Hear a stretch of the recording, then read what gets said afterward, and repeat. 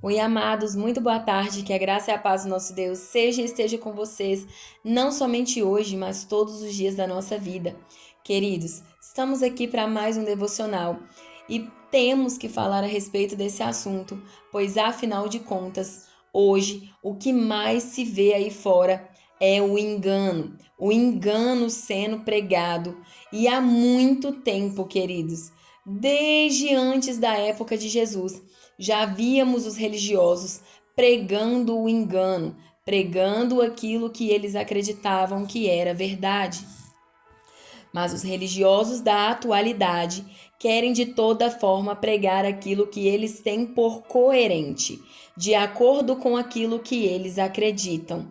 Para eles, é mais do que necessário manter o povo naquilo que eles acreditam e não permitir que o povo descubra a verdade sobre o que realmente está na palavra de Deus.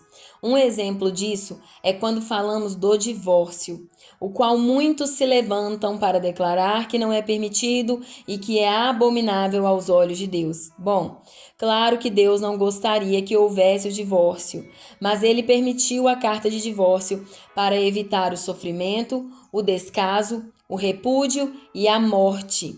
É triste, mas é real.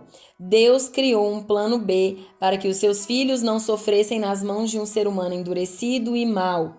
Mas claro que os religiosos cegados por Satanás querem nos manter dependentes e presos em outro ser humano. Por isso, eles pregam que o divórcio não é aceito por Deus e que todo aquele que se divorcia comete adultério. Mas, querido, pense comigo. Você iria querer se divorciar de alguém que te ama, que cuida de você, que zela por você? É claro que não, querido. Você só faria isso se você fosse uma pessoa tão soberba que nada disso bastasse. Só se divorcia quem não vai bem no relacionamento, ou seja, muito mal, ou quem não tem caráter para se manter ao lado de alguém. Mas a lei dada por Moisés vale até os dias de hoje. Portanto, se houve o divórcio, a liberdade é assegurada pela própria palavra de Deus. Ah, mas que heresia! Deus não aceita isso. Jesus aboliu a lei.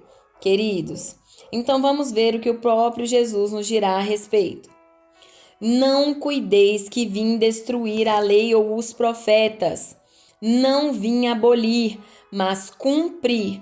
Porque em verdade vos digo que até que o céu e a terra passem, nem um jota ou um tio se omitirá da lei, sem que tudo seja cumprido. Portanto, a lei ainda vale. E por quê? Para nos garantir a liberdade, para que não sejamos mantidos prisioneiros do entendimento alheio.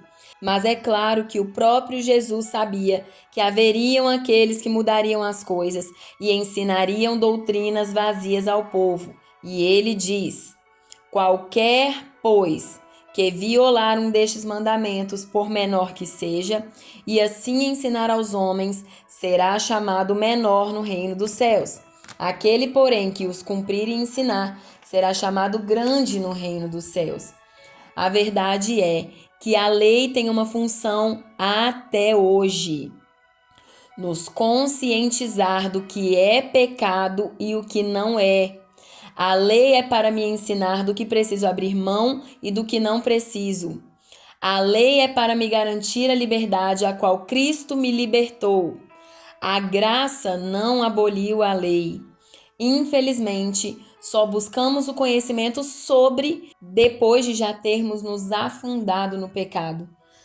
Se buscássemos antes, por exemplo, conhecimento sobre o valor do casamento para Deus, não nos casaríamos com qualquer um e nem de qualquer maneira. Portanto, a lei permanece. E Jesus não veio aboli-la, mas cumpri-la. Procure mais conhecimento na palavra para que você não seja mais um enganado pelos falsos profetas, os doutores da lei, os fariseus, enfim, os religiosos cegos e prisioneiros do próprio entendimento. Porque vos digo que se a vossa justiça não exceder a dos escribas e fariseus, de modo nenhum entrareis no reino dos céus.